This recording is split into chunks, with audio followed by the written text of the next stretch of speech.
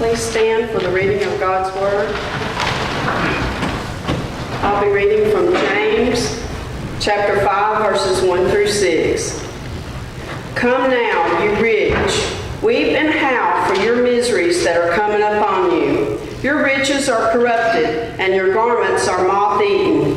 Your gold and silver are corroded, and their corrosion will be a witness against you, and will eat your flesh like fire. You have heaped up treasure in the last days. Indeed, the wages of the laborers who mowed your fields, which you kept back by fraud, cry out, and the cries of the reapers have reached the ears of the Lord of Sabaoth. You have lived on earth in pleasure and luxury. You have fattened your hearts as in a day of slaughter. You have condemned, you have murdered the just. He does not resist you. This is the word of God. For the people of God. Thanks be to God. Amen. Brantley, She stepped to the water. she had to get some water. I'm so proud of her. I thought she did a beautiful job, but the other thing is she was asked to do that song this morning. And isn't that something? You know what? To step up when asked. That's a message for us. I could do the benediction, we could go home. I'm not going to do that. I could. I've never done it, but I could. I'm so proud of her because she stepped up when asked. That's a message for all of us. All of us are waiting for just the right situation. Oh, I'll do it if boom, boom, boom, boom, boom, boom, boom. But she tried the boom, boom, booms. But we were insistent, or others were insistent, and she gave in. But she gave in with a beautiful heart, and that's such a beautiful song, and I'm really proud of her. I'm so proud of our young people. I think we have the best young people at First Christian Church of any church in this community, and obviously I don't know all of them or all the situation, but they couldn't be any better than the group that we have. They're just outstanding, and you know, you hear every now and then that they're a part of the church of tomorrow. I submit to you that they are a vital part of the church of today. And God uses them to minister to us and to speak to us, and I'm so glad that they're here and a part of that. It was in Highland, Texas. They built a new subdivision not far out of Pasadena, Texas, and it was so special. Lots of money was spent on it. It was one of the special planned communities, and great care was taken so that beautiful homes would be built there, very expensive homes.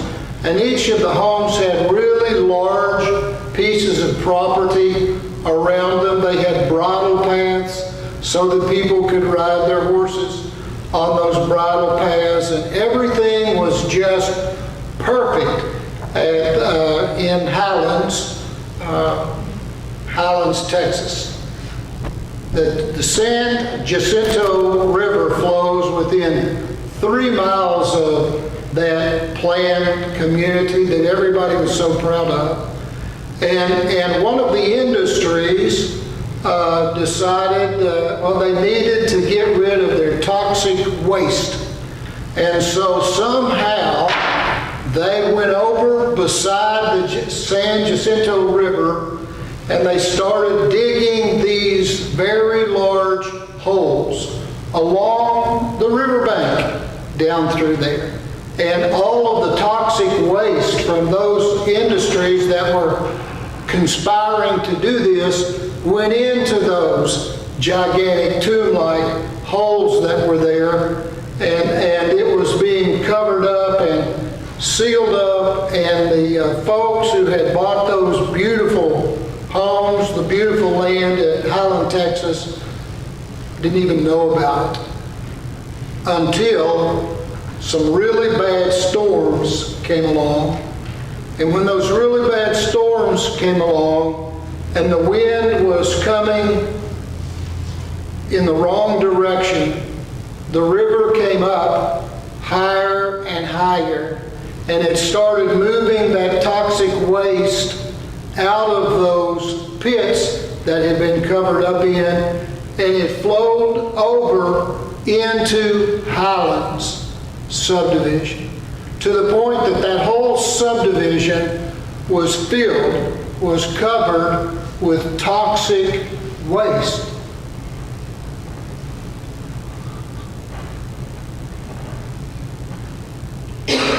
Rendered useless. You can Google it and read about it. It's a sad story. But in some ways, that's what we're reading about in James.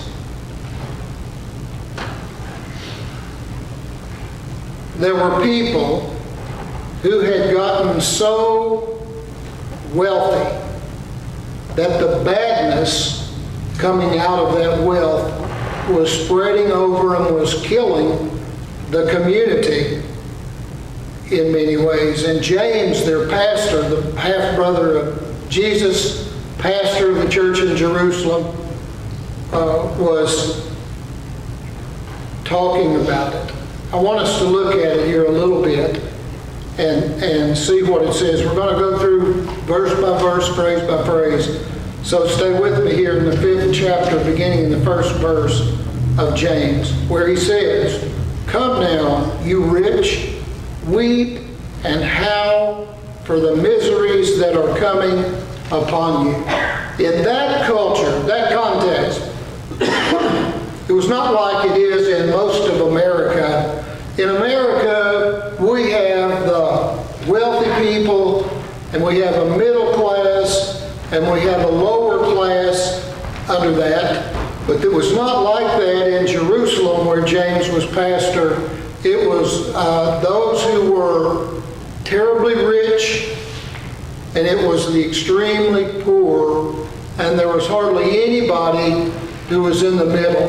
And so James is calling them out, saying, "Come now, you rich, weep and howl for the miseries that are coming upon you."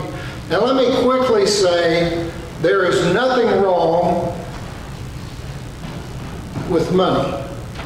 There's a lot of confusion over that. A lot of people who know some of the Bible will mess this up, and they start thinking and start talking about money as being a really bad thing, but the Bible doesn't teach that. What does it say? Money is the root of all evil. So it wasn't the money, but or the wealth, but we need to understand that wealth, money, is dangerous. It's a dangerous thing because it can be ignited with the wrong attitude, the wrong person, the wrong approach. It can be ignited so that it is harmful, dangerous to people that are around where it is. If someone uses it in the wrong way, it can be injurious. And so James is saying, that's about to happen. He says, "Your riches have rotted, and your garments are moth-eaten." These are people who had lots of wealth, but around them were people who had almost nothing, and they weren't being cared for. Now, I've got to say something right here very quickly, and listen to me carefully. If you make $20,000 a year, you are among the 2% wealthiest people in the world. I'm going to say that again because I want it to hit you real hard. I want you to get it. Everybody in this room, I would guess, is rich. Oh, no, you got to see what I'm telling you. Everybody here is rich. If you have at least $20,000 in income, then you are among the 2% wealthiest people in all of the world. And if you don't think that God has a message for us, you're very wrong. Now, for years, when I would read a passage like this, I was a social work major in college, and I was thinking, yeah, get those rich people. I know, you do that, and do this, etc. Until it hit me one day, I'm one of those people. Here I am. Nobody likes being one of those people, but I am. But let me tell you, there are people all over this world who are desperately poor. I talk to people almost daily. I talk to people almost, where's Nathan when you need him? He's in a lawn chair up in the smokers. Just get the kill switch.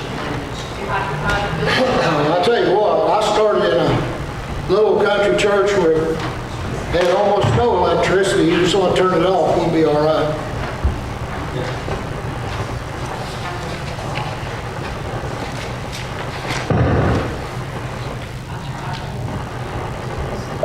I talk to people almost every day in different parts of the world who are extremely poor. They're in desperate situation. I get messages asking for help. I got a message just 2 or 3 days ago from Angela Nabutano, who is in Tororo, Uganda. And she calls me Papa. She said, Papa, I'm in trouble. She said, I haven't had anything to eat for over 2 days. Now that was several days ago, and that's still true until she can get to online to get a little bit of money that's been sent to her to help her out. But she has a son, Joe, and she is living in this situation. It's a desperate situation. And some people might hear that and they think, well, she's just telling you a fib. No, she's not telling me a fib, because I've got a pastor over there who's her pastor who's checking it out for me. I'm asking him, is Angela truly that hungry? Is she not have anything to eat? Is there nobody taking care of her? And I found out that's just true. That pastor, now stay with me here, that pastor was not able to help her because that pastor hasn't been paid for 3 months. He is a school principal.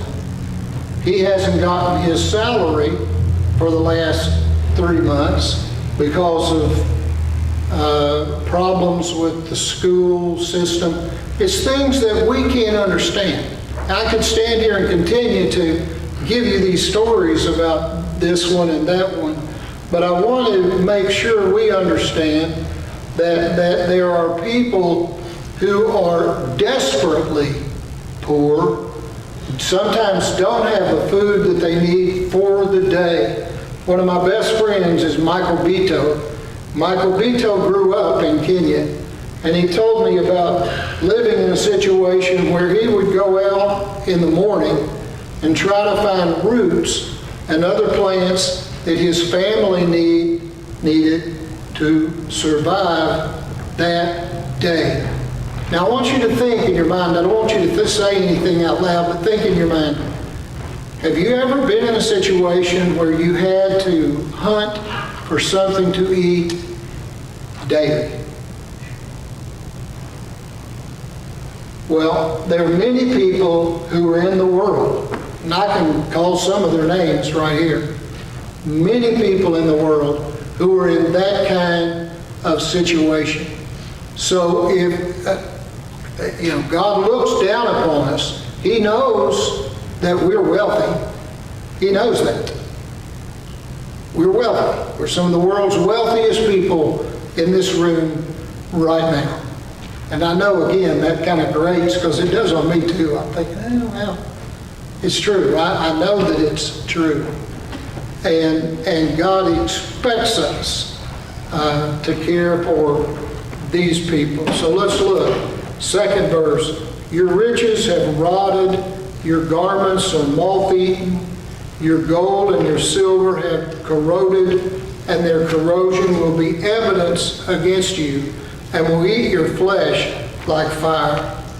One of the things as I do Bible study over the years that God has impressed upon me more and more is God's unbelievable love and care for poverty-stricken people and people who live in injustice. It's not just this passage of Scripture where we can find something like that approached, but you can go through the whole Bible and you can find over and over and over again how God calls out those that have wealth, those that have food, those that are dealing with the justice system, calls them out over and over and over again, and calls them to step forward to care for for the least of these, care for others. And it's not something that God just did with the minor prophets in the Old Testament, although He poured it to them. But it's also in the message, in the Sermon on the Mount. It's there. Let's look over in the 16th chapter of Luke.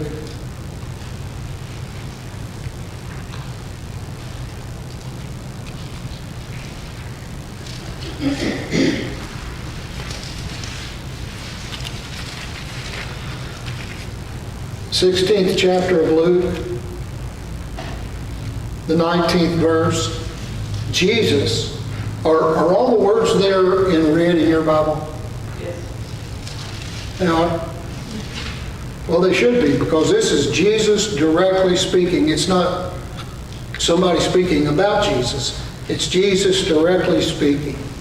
And he says, there was a rich man who was clothed in purple, fine linen, who feasted sumptuously every day. That's us. Okay? You get that? That's us. We're the ones who that applies to. Although I don't have anything purple.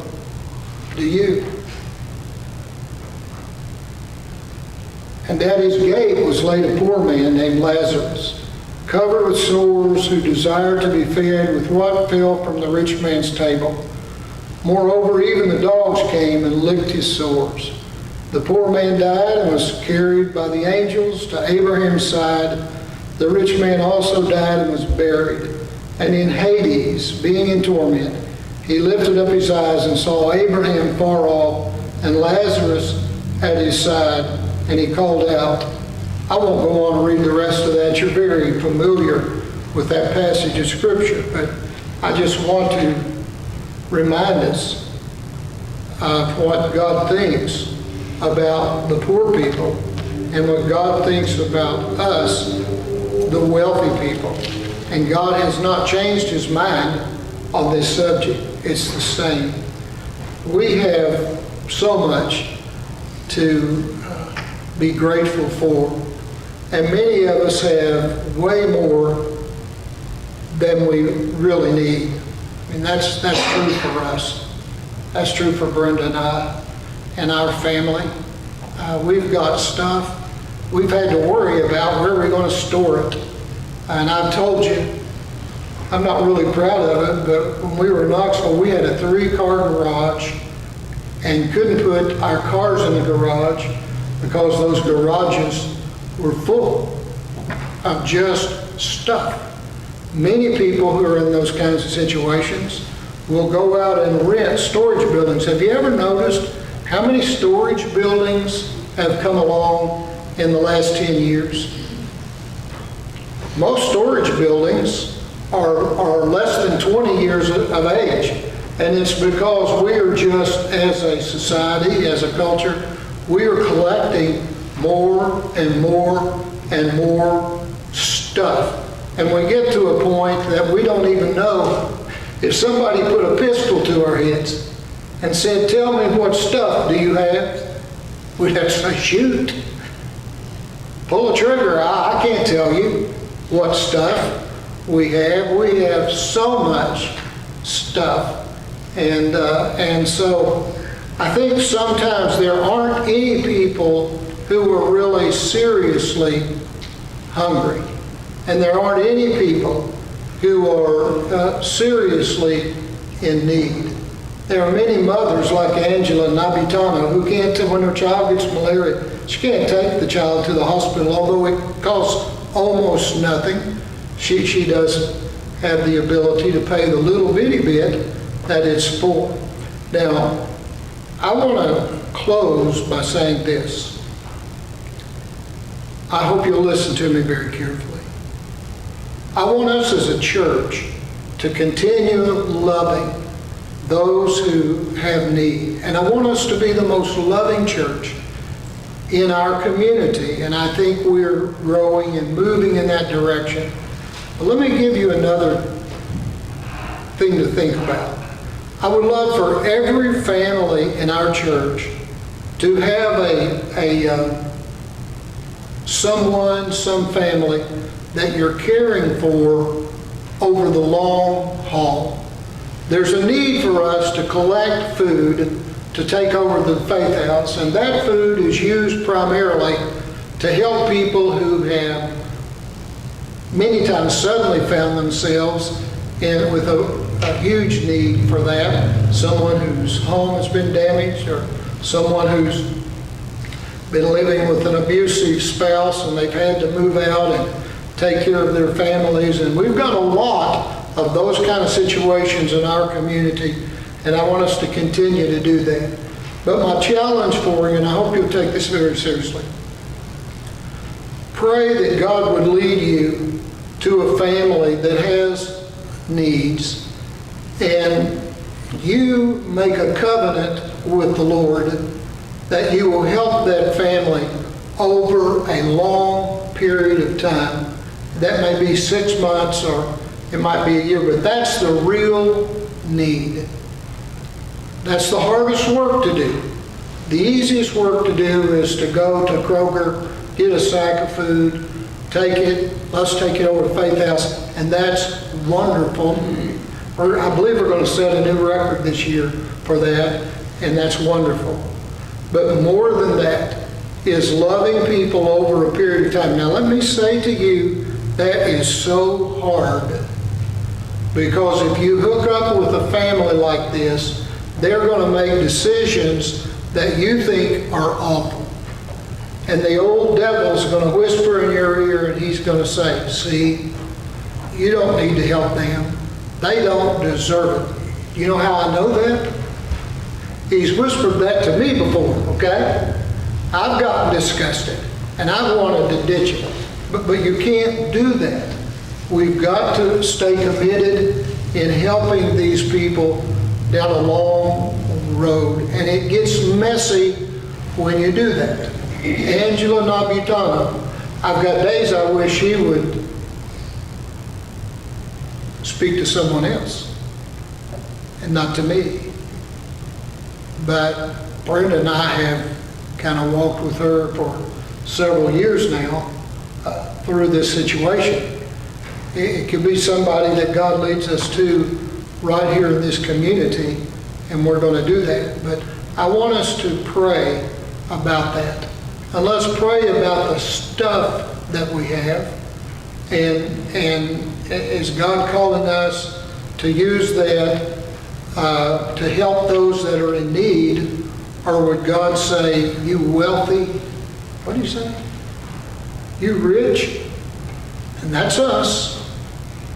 Don't think about the person next to you. That's us. You rich. Weep and howl for the miseries that are coming upon you. I don't want that to be me, and I don't want that to be you. But God is giving us an opportunity to help others.